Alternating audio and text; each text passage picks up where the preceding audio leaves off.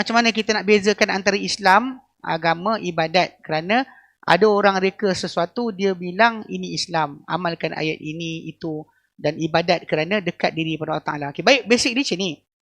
Islam, agama, ibadat ni, Alhamdulillah Allah Ta'ala berikan Islam ni agama yang berdalil. Berdalil.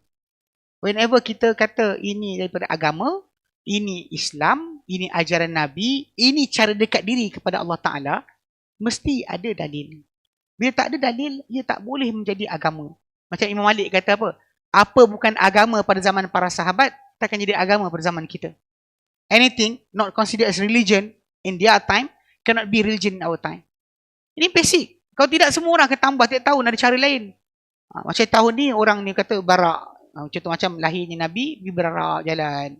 Dan seorang tu kata, kalau tahun depan datang pula seorang kata, antuk kepala kat dinding 13 kali. Tanda ibadat. Yang seorang tu kata golek-golek. Kan? Kat jalan raya ke? Kat mana-mana. ini tiap tahun akan keluar idea macam-macam. Macam kita tengok macam kes apa? Bila kain kononnya kelambu. Tabir kubur Nabi. Bilik Nabi. Sebenarnya bilik Nabi ditanam.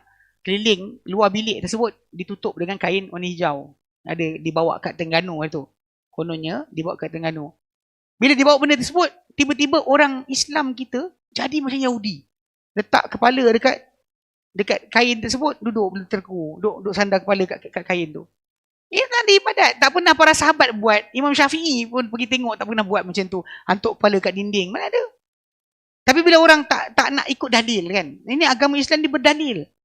Bila kita tanya apa dalil amalan tersebut. Pasal nak kata agama mesti ada sumber. Ini perbezaan kita dengan bangsa-bangsa yang lain. Okay, bangsa lain, agama dia tak tahu datang mana. Apa padri kata buat.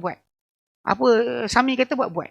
Dia tak tahu kenapa. Kenapa pasal api, kenapa warna tanda, kenapa. Tak ada jawapan. Bahkan kalau kita tanya dia, tunjuk dalam kitab. Kitab diorang belajar, kitab agama diorang tak wujud dalam tu. Tak wujud. So, saya ingat beberapa kali saya sebut. Kenapa Dr. Zakir Naik bila datang ke Malaysia, sebagian orang tak suka. Pasal apa? Dia sebut ayat dia, bunyi dia macam ni. Dia kata, go to your scriptures. Pergi patah balik pada korang punya kitab suci. Don't follow your imam. Don't follow your guru. Don't follow your sami. Don't follow your priest. Your father, your sekian. Jangan. Ikut kitab. Pasal bila ikut kitab, dia ada masalah. Siapa-siapa gatal-gatal tambah dalam agama, dia tak boleh masuk. Ini benda yang banyak orang tak nampak sebenarnya. Ini sudut yang sama dengan Islam. Sebab tu kita diberikan agama kita ni ada dalil. Sebab tu nak cakap apa saja. Macam Allah Mubarak kata. Dia kata laulal isnad. Laqala man sya'a. Kalau bukan kerana isnad, pasti berkata siapa nak kata, apa dia nak kata. Muhammad Ibn Sirin kan. Dia kata laulal isnad, kalau tak ada sandar menyandar ni kan. Al-isnad nadin. Sandarkan dari mana kita dapat cerita tadi adalah daripada agama. Kalau bukan kerana isnad, pasti bercakap siapa nak bercakap, apa dia nak cakap. Itu bezakan antara agama atau bukan agama. Simple as that. Lepas tu bila kita tanya, tapi problem lah sikit. Dekat Malaysia ni dia ada fobia. Minta dalil dia, Wahabi. Minta dalil, Wahabi. Awak ni sikit-sikit dalil. La haula la quwwata illa billah. Agama ni bukan milik saya, milik awak. Agama ni milik Allah Ta'ala. Bila ada dalil, adalah. Kalau tak ada, tak ada lah. Kenapa nak kata ada juga? Pasal kalau kita kata kalau boleh disyariatkan oleh semua orang, semua zaman akan ada syariat berbagai. Pergi Indonesia tengok. Diorang pergi apa? Buat solat tarawih dalam 7 minit. 7 minit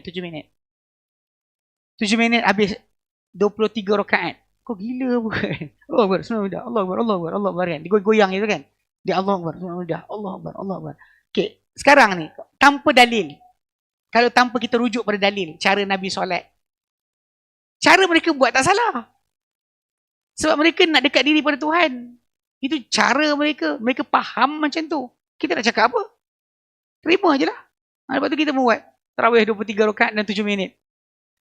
Terkejut orang kan? Ini masalah dia. Okay, baik. Jaga-jaga sikit. Okay, kadang-kadang pegang dada seseorang memasukkan ilmu agar kadang pegang dada seseorang ni memasukkan ilmu agar dia padu agama dia. Kita mana ada macam tu. Kalau kita Jibril je lah. Jibril alaihissalam dia bedah dada Nabi, masukkan. Mana kalau tok guru awak yang kata boleh pegang dada, masukkan ilmu tu, dia kena belah tau, ambil kapak, belah dada, bawa jantung, belah jantung, wang macam Nabi, itu adalah. Jibril dia belah physically Anas bin Malik nampak kesan belah dekat dada Nabi. Kalau orang tu duk bincang kata macam Jibril buat pada Nabi, then dia kena buat macam perkara tu macam Nabi jugalah. Di IJN. IJN pun boleh buat tu. Boleh buat satu penyagaan. Cuci jantung. Cuci jantung. Untuk bersihkan hati kan. Macam Jibril buat pada Nabi, Doktor IJN pun buat pada pesakit. Allahu Akbar kan. Nak ngagut, kita ngagut habis. Kita ngagut sesungguh. Mana ada punya tu. Lepas tu Nabi kata, Imam Bukhari sini pun letak dalam awal bab dia. Innamal ilmu bita'allumi. Ilmu hanya dengan belajar. Ilmu hanya dengan belajar.